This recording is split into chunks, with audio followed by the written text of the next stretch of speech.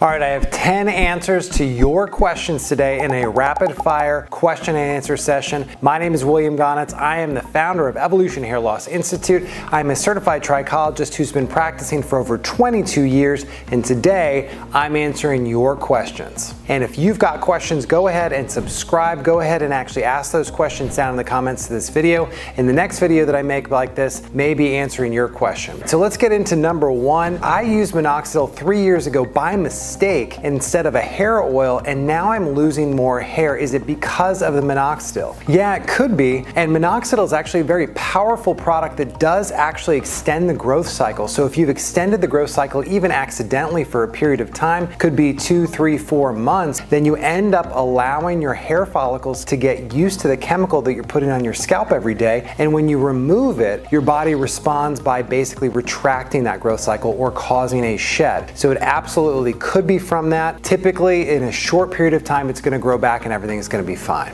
Next question is, what about avocados? In this case, it's a response to the 5 foods for thicker hair, which you can actually check out over here. Well, there's only about half of the blood types do really well with avocado. And so when you end up using avocado, it's got a great level of healthy fats, and it actually has a ton of prebiotic fiber in it. So it is very helpful. But if it is an inflammatory food for you in your blood type diet, then I would not recommend consuming it on a daily basis. Just really do it essentially once, twice a week for whatever you're using it for, maybe a great thing of guacamole or just something you're hanging out and consuming, but don't do it on a daily basis if it's an inflammatory food for you. Can you recommend a shampoo that works? Any shampoo that is going to be low chemicals and has really healthy ingredients like the tea tree oil or rosemary oil would be my recommendations, because realistically, you're just trying to clean the scalp on a daily basis. Really, shampoo does not work tremendously well for a simple hair loss scenario. You have to be treating your hair loss internally and externally with scalp serums to really make a dent. So shampoo doesn't matter that much. But I would recommend the Hair Stem Shampoo by Advanced Trichology. Also follow that up with the Hair Stem Conditioner by Advanced Trichology. That's actually what I use on a daily basis. Next question, is nutritional hair loss on the top of my head or on the sides? Because my sides are especially thinner than the top, and that doesn't seem to be normal. I've never seen anyone with as much thinning in this pattern. So what this gentleman is saying is that the pattern is actually the loss on the sides of the scalp, not on the top. And this is actually very common with nutritional hair loss. I see it when I'm out and about. You know, you're at Target, you're at Costco, you're looking at people and you go, wow, look at all that loss on the sides of their scalp. And that is usually due to low vitamin D, low serum iron, low ferritin, or low zinc, or a combination of all of the above. Now, this can be also due to inflammatory hair loss if there's a lot of itching or burning, but if there's no itching or burning, then this is purely nutritional. So get blood tests for, again, vitamin D, serum iron, ferritin, and zinc, and that should clear it up. You obviously want to get those to optimal levels. Optimal levels are in the middle of the range. I have a whole series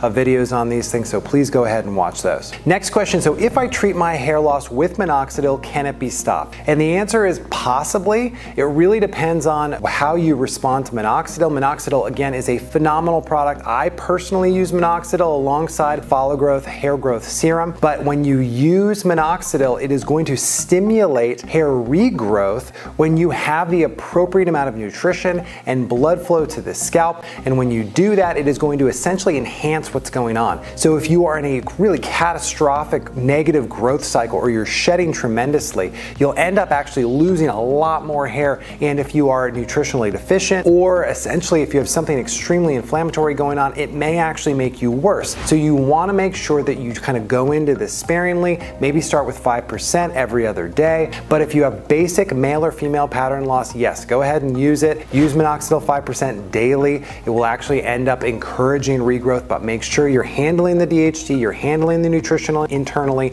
so that you get the best results possible. All right, next question. Here's another Minoxidil question. Can a 14-year-old girl use Minoxidil? If a 14-year-old girl is losing hair, there's something going on that is internally related. It is most likely going to be related to low levels of iron, because when you begin menstruating as a female, you end up losing a tremendous amount amount of iron, and if you were already low in iron or low in ferritin, then you end up causing this sort of ripple effect with a nutritional hair loss, and it could be theoretically PCOS if there's other contributing factors like oily scalp and extremely painful menstruation. But if you are a 14-year-old girl and you are looking to use minoxidil, definitely talk to your pediatrician first. However, I have seen girls of that age use minoxidil successfully as long as they have mitigated the underlying reason for the loss. So find out why you're losing your hair, and that is the next step. Another minoxidil question: is minoxidil resistance real or fake? Minoxidil resistance is real for a lot of people, and essentially after about a year and a half, 2 years of using minoxidil, sometimes if the individual is basically accumulating sort of a stored half-life of minoxidil,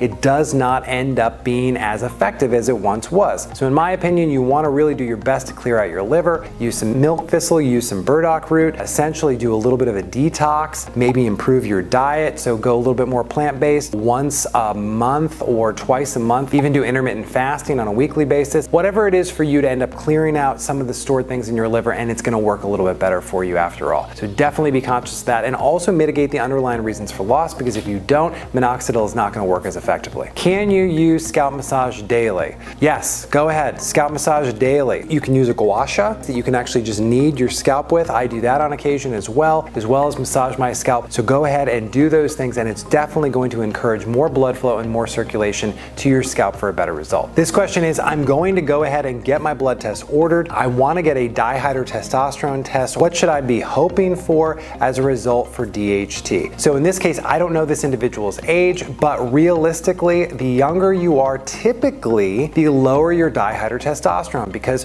when you are a male, you start out with a higher level of testosterone and a lower level of dihydrotestosterone because you have less of the enzyme 5-alpha reductase. But as you get older, that enzyme increases and then your DHT increases. So the general rule is if you are under 25 nanograms per milliliter, you are in a theoretical safe zone when it comes to DHT. So when you are getting up towards that 40 nanograms per milliliter, you're at a threshold where really that's when people begin finasteride or something along those lines, possibly dutasteride, to bring down that overall level of DHT. But when it comes down, you obviously don't want it to get too low. Theoretically, I've seen as low as 5 or 8 nanograms per milliliter. Really 20, 15, 25 is kind of the sweet spot. And you also need to make sure that your estrogen is not increasing, because if your estrogen is increasing as well, then you could end up with side effects like gynecomastia or something along those lines, which are just not something you want to deal with because they have to be surgically handled. What about hair loss only on the top of my scalp? I am a female. In this case, you are looking at a female-related pattern hair loss. So oftentimes it can be actually inherited from a male, but if you have tremendous amount of loss just on the top of your head, that is related to DHT and genetics. So you need to actually go and mitigate the DHT, and you can do that a variety of ways. I have tons of videos on that, but that's the problem there. So I know there was a lot of information here, but if you've got questions and you want those answered in the future, go ahead, put them in the comments. I'm happy to help in any way, and please go ahead and check out the other videos recommended in this video so you can learn more about how to control your hair loss.